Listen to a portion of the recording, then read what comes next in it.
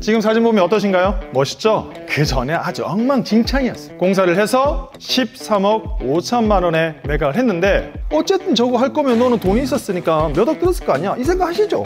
꼭 이게 큰 돈이 들어가느냐? 아닐 수 있다는 거예요. 여러분도 할 수 있어요? 없어요?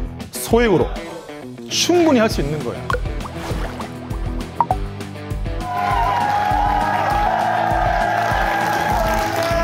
네, 반갑습니다. 파이팅 팔콘입니다. 오늘 돈 되는 모텔 투자의 모든 것에 대해서 말씀을 드리려고 합니다. 모텔 투자 왜 해야 할까요? 아마 직감적으로 돈이 된다는 생각을 하실 건데, 오늘 모텔 투자에 대해서 모든 것을 정말 저희가 6개월 동안 긴 시간 준비한 것을 20분 동안에 함축해서 가르쳐 드릴 수 있도록 하겠습니다. 시작하기에 앞서 이 20분 동안의 내용이 몇백만 원의 강의를 능가하는 좋은 내용이라고 감히 말씀드리고 싶습니다. 오늘 왜 모텔 투자하느냐, 그리고 수익나는 모텔 투자 비법과 전략, 마지막으로 모텔 투자의 핵심 포인트까지 짚어드리려고 해요. 왜 모텔 투자를 할까요, 여러분? 그렇죠. 막연하게 그렇게 생각을 하지만 생각보다 모텔 투자에는 정말 우리가 꼭 알아야 하는 요소들이 많습니다. 첫 번째, 수익이 크고 안정적인 월세 흐름이 나올 수 있습니다. 여러분들 상가 투자하면 한 상품에 거의 정해진 월세만 생각하겠지만, 모텔은 작게는 1,500만 원에서 많게는 몇억 원이 이르는 매출까지 발생합니다. 또한 대출이 굉장히 잘 돼요. 혹시 그거 아세요?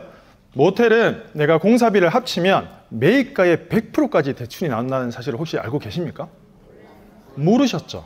세 번째, 그 어떤 상품보다 무인화하기가 굉장히 좋습니다. 무인 아이스크림점, 무인 스터디 카페 이런 거 하겠지만, 모텔 역시도 실제적으로는 요즘엔 키오스크를 다 하기 때문에 저희는 정말 운영자로서 관리만 하면 되지 직접적으로 발로 뛰고 할 필요가 별로 없다라는 거예요. 그리고 네 번째, 상가 투자 좋아하실 겁니다.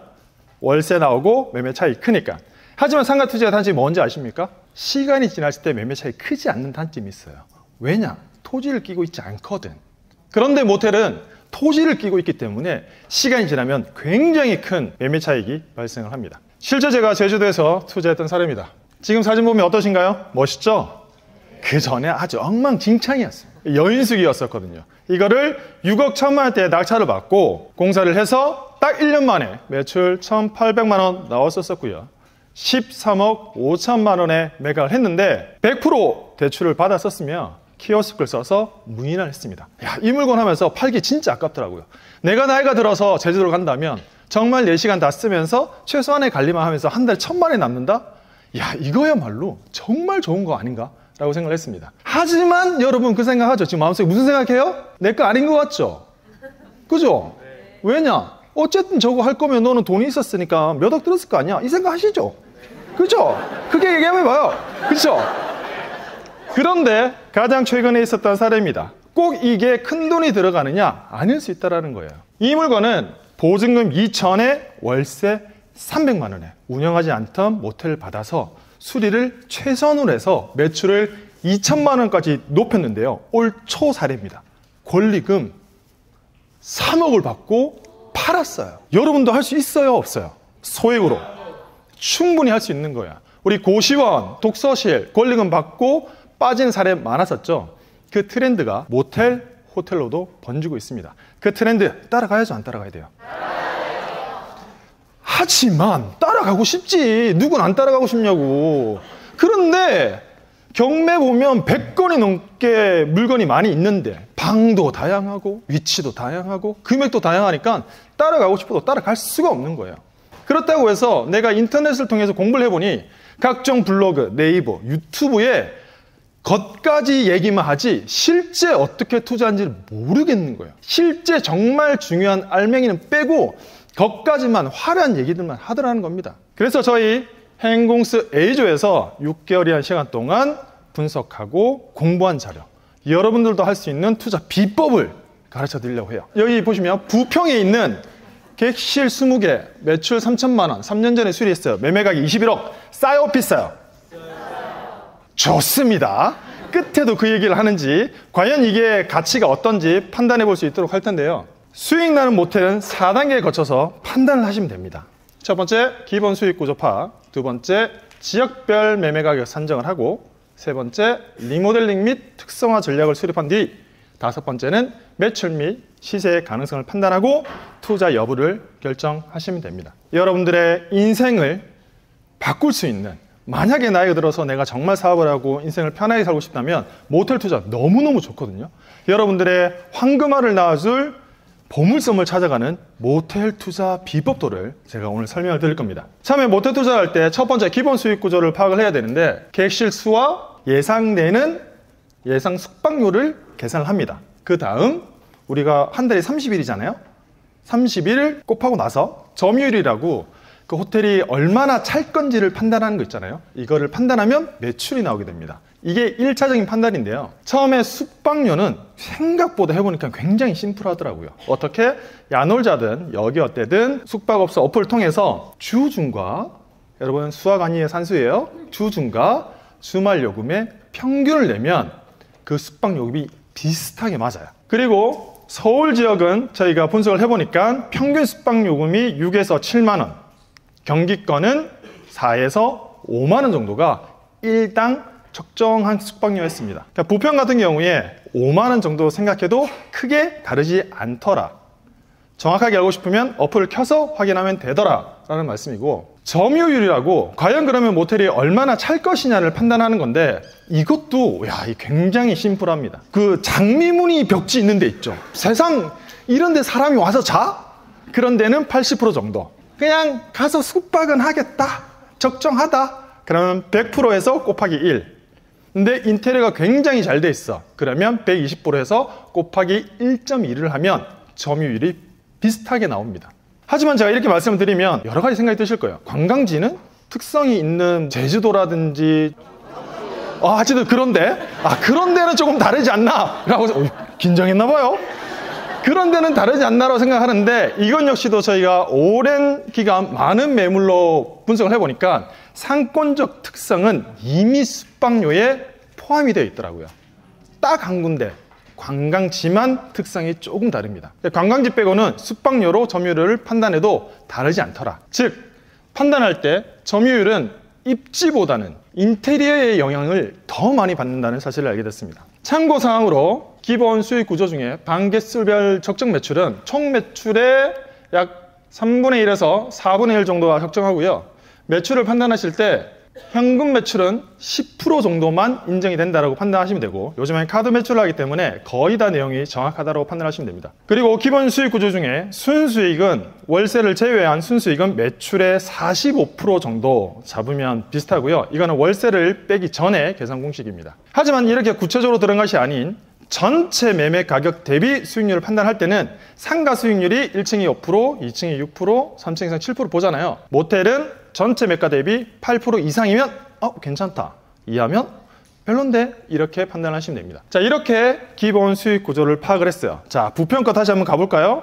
방이 20개라 했죠. 1당 5만 원 하면 하루에 100만 원. 여러분 산수예요. 100만 원 곱하기 30이라면 3천만 원. 그런데 인테리어가 일반적이다.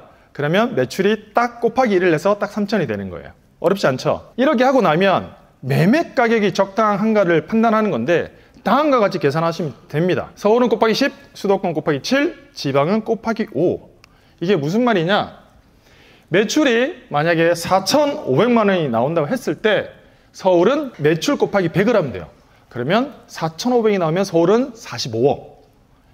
지방은 매출 곱하기 50 해서 4,500이 나오면 매매 가격이 22.5억이 나오게 됩니다. 이게 신기하게 다 맞아떨어져요. 자, 그렇게 판단하면 되는데요. 자, 부평가 다시 해볼까요? 방 20개. 한 달 5만 원이겠죠? 그럼 1매출 100만 원. 한 달 곱하기 30 하면 3천. 근데 적당한 인테리어. 매출 3천이죠. 그러면 경기권이니까 곱하기 7을 딱 하면 얼마? 21억. 그래서 21억은 딱 보면 시세네. 시세네 하는 거예요. 그래서 매출이 높거나 매매가격이 낮으면 매출의 적정성을 검토하고 매입을 하시면 됩니다. 좋은 매물이 되는 거예요. 하지만 그것보다 매매가격이 높다 또는 매출이 낮았을 때는 그냥 버리기 아까울 수 있잖아요. 그럴 때는 어떻게 하냐? 다음과 같이 특성화 전략이라든지 리모델링 비용을 산정해서 매출을 끌어올릴 수 있는지 판단하시면 되는데요. 인테리어 비용은 다음과 같이 크게 두 섹터로 나눠집니다.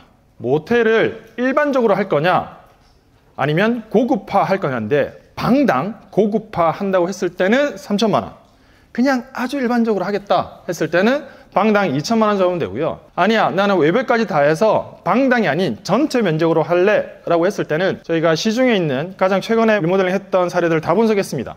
연면적당 평당 250만 원 잡으면 고급으로 할 수 있습니다. 이렇게 리모델링을 할 때 어떻게 하느냐, 특성화 전략을 넣게 되는데요. 이렇게 료칸 스타일로 하거나 각 방에 요가룸이든 메이크업룸이든 풀스룸이든 각각의 아이템을 넣어서 건물이라든지 객실 전체를 컨셉화해서 운영을 하고요. 세 번째는 옛날 오래된 모텔 같은 경우에는 가격이 싸요.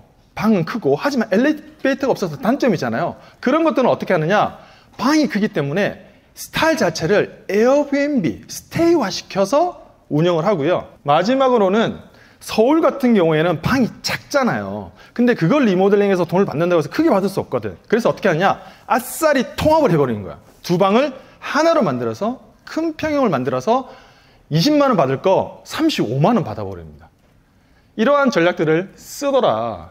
그래서 아까 부평 모텔처럼 21억이 딱 나왔는데 딱 들어보고 시세네, 이것보다 매가가 낮아, 그럼 싸다가 되는 거고, 만약에 21억인데 조금 전에 말씀드렸던 특성화 전략, 리모델링해서 가치 상승을 할 수 있다고 하면 접근하게 되는 거예요. 여러분들, 우리 투자할 때 가장 첫 번째가 뭔지 아세요? 모든 투자를 총망라하는 가장 첫 번째 투자 포인트 뭘까요? 딱 들었을 때 싼지 비싼지를 판단할 수 있어야 돼요. 그런데 지금 제가 보여드린 모텔 비포토를 다 가지면 물건이 싸다 비싸다 판단이 되는 거죠. 방 20개, 부평, 매매가 21억. 비싸요, 싸요? 시세구나. 이걸 알아야 부동산이 인정을 가잖아요. 이거 21억이요. 사장님 근데 시세인데? 이렇게 얘기를 해야. 사장님 이거는 비싼데? 얘기를 해야, 사장님 그러면 이거는 이런 이유가 있어서 이런 거예요 하고 이야기를 이어가면서 더 많은 물건, 더 좋은 물건을 볼 수 있는 거란 말이에요. 아니면 21억이요 그러면 21억 새 거 좋다 이러면 고객님 일로 오세요 되는 거예요. 아시겠죠? 자, 부평 객실 20개, 매출 3천만 원에 3년 전에 수리한 부평에 있는 21억짜리 모텔은 그냥 일반적인 물건이다. 아시겠죠? 자, 이렇게 여러분들에게 모텔 투자의 보물선 지도를 설명을 드렸는데, 저희가 이걸 준비하면서 알아보니 모텔 투자의 현 시장에 있는 모든 플레이들이 쓰는 전략이 있습니다. 4가지 스텝으로 모든 플레이어가 투자를 하고 있습니다. 어떻게? 모텔이 일단 많이 있는 곳에 있는 물건을 찾아서, 두 번째, 관리를 잘 하지 못해서 매출이 낮은 물건을 찾아요. 그런데 어떤 물건이냐? 구조가 좋거나 방이 큰데 수리비는 최소한으로 들일 수 있을 것 같은 물건, 이걸 사서 그 동네에서 1등을 먹겠다고 하는 게 모든 시장에 있는 플레이어들이 쓰는 전략입니다.